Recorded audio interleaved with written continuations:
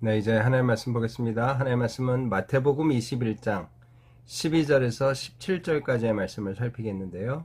12절, 13절 두 절 말씀만 제가 봉독합니다.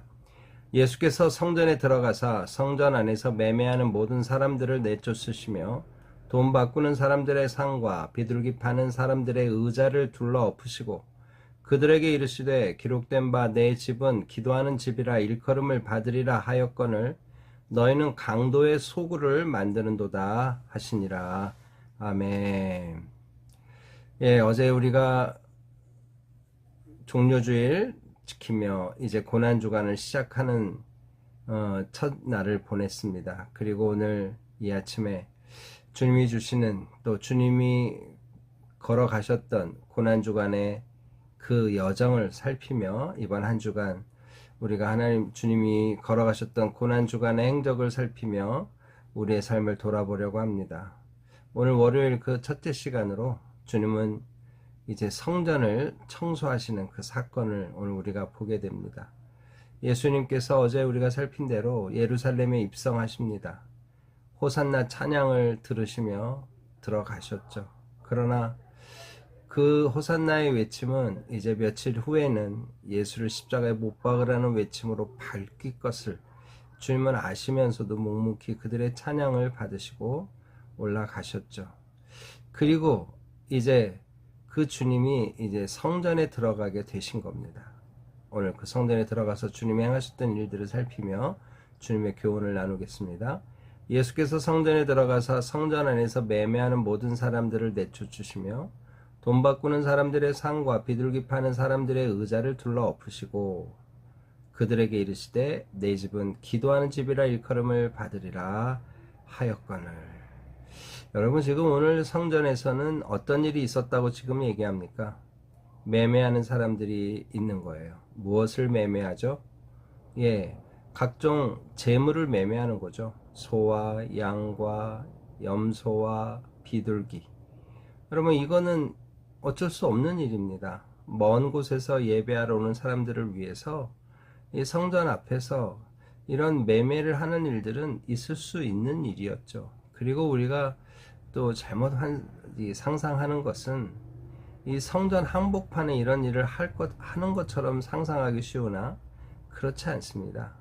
이방인 뜰 앞쪽에서 이런 일이 벌어지고 있는 거죠. 그러니까 성전 자체, 성전 안에 깊이 들어와서 매매를 했던 것은 아니고, 또 한 가지, 이들의 매매는 어떻게 보면 율법에 따른 어쩔 수 없는 일이었다라고 우리가 생각해야 된다는 거예요.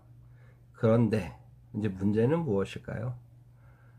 이 예배와 제사를 드리는 데 목적이 있기보다는 이것을 통해서 수익을 남기려는 사람들의 악들이 있었다는 거죠.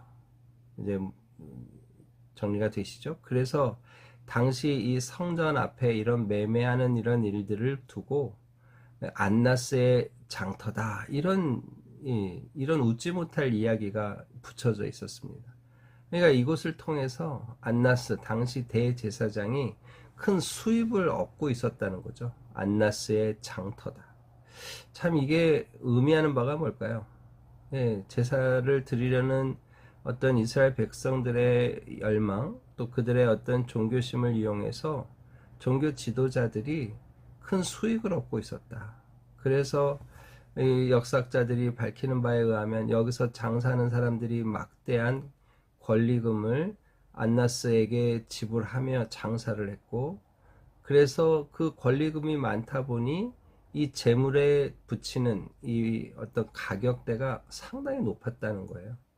그래서 그럼에도 불구하고 하나님께 드리는 재물이니 비싸도 드려야지 하고, 이 어떻게 보면 이 백성들의 이 선량한 마음을 이용해서 장사를 했었다. 바로 그런 대목인 거죠. 그런데 여러분, 여기서 이제 그래서 주님이 하시는 말씀이 뭐예요? 내 집은 기도하는 집이라 일컬음을 받으리라. 오늘 이 말씀은 이사야 56장에 나오는 말씀입니다. 내가 곧 그들을 나의 성산으로 인도하여 기도하는 내 집에서 그들을 기쁘게 할 것이다. 하나님의 집, 성전은 기도하는 곳이다. 기도의 처소다라고 분명히 말씀하셨다는 거죠. 그런데 그들이 기도의 처소에 지금 그냥 장사를 하고 매매를 하는 이 일들을 통해 뭔가 문제를 일으키고 있었다는 거죠. 장터를 만들었다는 거예요. 그런데 그 다음 말씀이 중요합니다. 너희는 강도의 소굴을 만드는도다. 기도하는 집이어야 되는데 이 성전이 강도의 소굴이 됐다라고 이야기합니다. 그런데 오늘 이 강도의 소굴이라는 이 말도 그냥 예수님이 독창적으로 쓴 표현이 아닙니다. 예레미야 7장에 이 말씀이 나오는데요. 7장 11절에 보니까 내 이름으로 일컬음을 받는 이 집이 너희 눈에는 도둑의 소굴로 보이느냐? 보라 곧 내가 그것을 보았노라. 하나님께서 성전에서 악을 행하는 이들의 모습을 보고 도둑의 소굴이다라고 평가했다는 거예요. 그런데 오늘 예수님이 지금 그 장면에서 성전에서 매매하는 그들을 어쩔 수 없이 이곳에서 예물을 팔고 사는구나 라고 보는 것이 아니고 도둑의 소굴이라는 이 예레미야의 평가를 그대로 인용해서 쓰고 있다는 거죠. 여러분, 그렇다면 예수님은 지금 무엇을 지적하고 있는 걸까요? 여러분, 지금 말씀드린 것처럼 이 재물을 먼 곳에서 가지고 올 수 없기에 이 재물을 사야만 하고 했습니다. 뿐만 아니라 이스라엘 백성들이 가지고 있는 이스라엘의 돈을 이 로마 사람들이 지금 지배하는 상황이어서 로마 사람들이 사용하는 돈을 쓰다가 성전을 드릴 때는 이스라엘 돈으로 바꿔야만 하는 상황이에요. 그러니까 이 돈을 또 사야 되는 거죠. 이스라엘 백성들의 이 원래 성전세를 드릴 수 있는 셰켈로 바꿔야 되는 거예요. 그러니까 이런 장사치들이 있을 수밖에 없어요. 그러니까 이건 어쩔 수 없는데 여기서 주님이 말씀하시는 도둑의 소굴이라는 의미는 무엇이냐? 지금 말씀드린 것처럼 당시 상인들과 결탁한 대제사장들의 악을 지적하는 것이고, 또 한 가지는 뭘까요? 오늘 이들이 예물을 드리러 오기는 오지만 이스라엘 백성들의 타락한 모습을 지적하는 거죠. 예레미야가 당시 예레미야 시대의 이스라엘 백성들의 타락한 모습을 보면서 도둑의 소굴이라고 했던 그 어떤 개념을 그대로 가지고 와서 너희들이 지금 하나님 앞에 예물을 드리지만 참 예물을 드리는 참 제사, 참 예배자는 없다. 너희들은 도둑의 소굴이다. 이곳이 도둑의 소굴이고 너희들은 도둑이다. 오늘 이렇게 주님이 평가하신다는 거예요. 여러분, 오늘 우리는 이스라엘 백성들이 바리새인과 서기관과 대제사장만 악인인 것처럼 생각합니다. 여러분, 그러나 그렇지 않은 거죠. 당시 백성들도 악했어요. 여러분, 예수님을 따르는 백성들의 모습을 보십시오.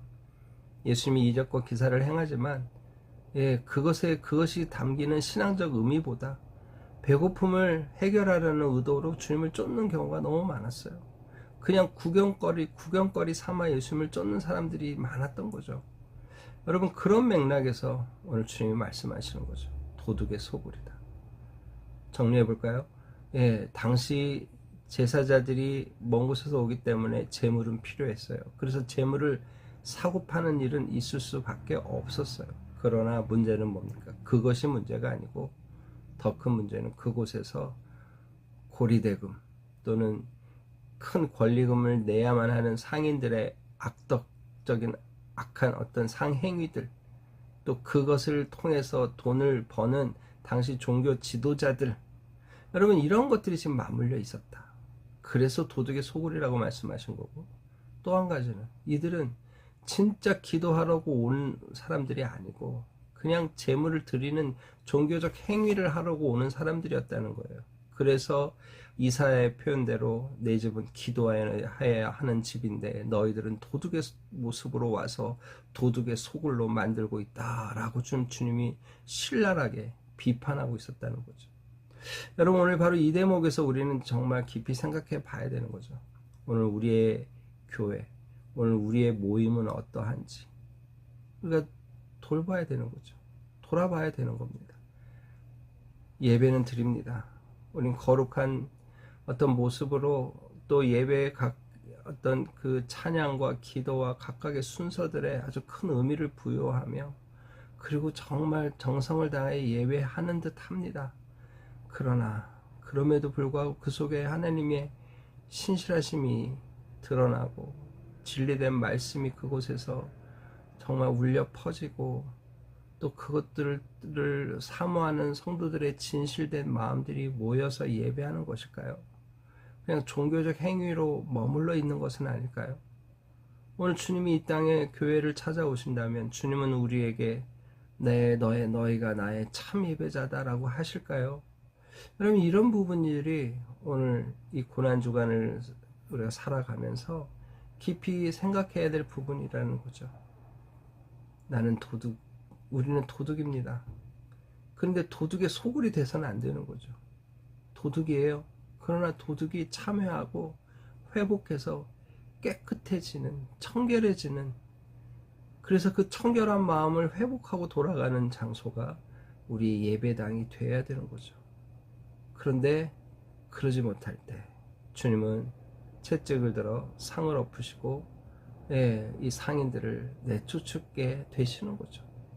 여러분, 그런 상황이었습니다. 그런데 오늘 마태복음은 그런 이야기를 조금 더 이어서 이런 맥락으로 이어가고 있습니다. 맹인과 전원 자들이 성전에서 예수께 나오매 고쳐주시니, 그렇게 성전을 청소하신 그분이 또 주님의 긍휼하심이 필요한 사람들, 맹인과 전원 자들은 치료해 주시는 거예요. 여러분, 이게 아주 대별되는 거죠. 하나님 앞에 여전히 강팍한 마음으로 종교적인 어떤 아집에 휩싸여서 하나님을 경배하는 참 예배자가 아닌 사람들은 쫓겨나고, 하나님의 앞에 긍휼함을 구하고 가난한 심령을 엎드린 맹인과 저는 자들은 주님이 가셔서 치유하시는 거예요. 고쳐주시는 겁니다. 그런데 이런 일들을 보면서도 반응하는 또 다른 무리들이 있는 거죠. 15절입니다. 대제사장들과 서기관들이 예수께서 하시는 이상한 일과 또 성전에서 소리질러 호산나 다윗의 자손이 하는 어린아이들을 보고 노하여. 여러분, 오늘 지금 대제사장과 서기관들이 예수께서 하시는 일을 이상하게 본 거예요. 이상한 일과. 여러분, 이게 이상한 일이 아니죠. 앞에 선지자 이사야와 예레미야는 그냥 한탄을 했을 뿐이에요. 그러나 성전의 주인 되신 주님은 성전을 청소하셨어요. 이건 대단한 메시지가 있는 행동입니다. 예언적 행동이에요. 아니, 예언적 행동이라기보다는 하나님으로서의 행동이신 거죠. 근데 그걸 이상하게 여기는 거예요. 왜요? 그들은 그 주님의 그 행동이 주는 메시지를 정확히 이해할 수 없었던 거죠. 더 이해할 수 없는 건 뭐였습니까? 어린 아이들이 소리를 질러 다윗의 자손이여 호산나 하는 소리를 듣고는 더 화를 내고 있는 거예요.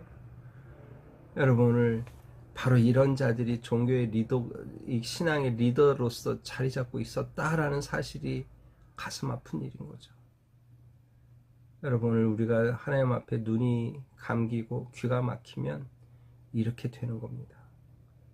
주님이 하신 일을 보고 이상하게 여깁니다. 하나님을 찬송하는 어린아이들의 찬송 소리를 듣고 분을 냅니다. 있을 수 없는 일이죠. 그러나 그런 일이 생길 수 있다는 거예요. 그래서 예수님이 말씀하십니다. 16절이죠. 그들이 하는 말을 듣느냐. 예수께서 이르시되 그렇다. 어린아이와 젖먹이들의 입에서 나오는 찬미를 온전케 하셨나이다 함을 너희가 읽어본 일이 없느냐. 시편 8편의 말씀을 주님이 그대로 인용해서 이야기하시는 거예요. 무슨 얘기일까요? 안다고 똑똑하다고 경건하다고 거룩하다고 여기는 사람들은 하나님 앞에 도리어 하나님이 그들의 그 이중적인 모습, 그들의 숨어있는 악을 드러내 쫓아내십니다. 그러나 오늘 시편 8편의 말씀처럼 주의 대적으로 말미암아 어린 아이들과 젖먹이들의 입으로 권능을 세우시며 라는 말씀처럼 하나님 앞에 젖먹이와 어린아이들이, 그 순수한 어린아이들이, 뭘 모른다고 할 수는 어린아이들도 정확히 인지하게 하시는 하나님의 은혜가 있다는 거예요. 안다고 하는 자들, 본다고 하는 자들은 볼 수 없고 알 수 없지만 하나님 앞에 연약하고 젖먹는 어린아이 같은, 그죠? 이런 아이들이 주님을 발견해서 찬송하게 하시는 일을 하신다는 거죠. 오늘 주님이 이 예언적인 말씀들이 다 선포됐음을 오늘 이렇게 선포하고 계시는 거죠. 여러분, 오늘 우리는 어느 편에 서 있습니까? 안다고 하는 자들, 본다고 하는 자들의 입장에 서 있는 것은 아닌가요? 그래서 주님이 이제 그들을 떠나 성 밖으로 베다니에 가서 거기서 유하시게 됐다. 오늘 설명하고 있습니다. 여러분, 오늘 본문이 우리에게 주는 주님의 첫 번째 이 고난주간의 첫 번째 모습은 어떤 모습이었습니까? 우리는 강도의 소굴로 변화된 그런 어떤 당시 예배자들의 모습 같은 모습은 아니지. 안다고 하고 본다고 하지만 도리어 주님의 행하신 일들을 이상히 여기고 주님을 찬송하는 소리에 분노를 하는 그런 반응으로 반응할 수밖에 없는 심령으로 굳어져 가고 있는 건 아닌지 돌아봐야 된다는 거죠. 여러분, 오늘 이 고난주간, 부활주일, 이런 모든 계절들이, 절기들이 1년이면 한 번씩 지나가는 시간이라고 생각하지 마시고 이 시간을 통해서 주님의 고난을 묵상하며 또 이 시간 주님이 행하셨던 일들을 그 한 가지 한 가지 다시 묵상하며 나의 자리는 어딘지, 나의 신앙의 위치는 무엇인지 잘 돌아보며 오늘 하루 주님과 교제하며 다시 주님 앞에 무릎 꿇고 나가는 우리 모두가 되기를 주님의 이름으로 축복합니다. 다 같이 기도하겠습니다.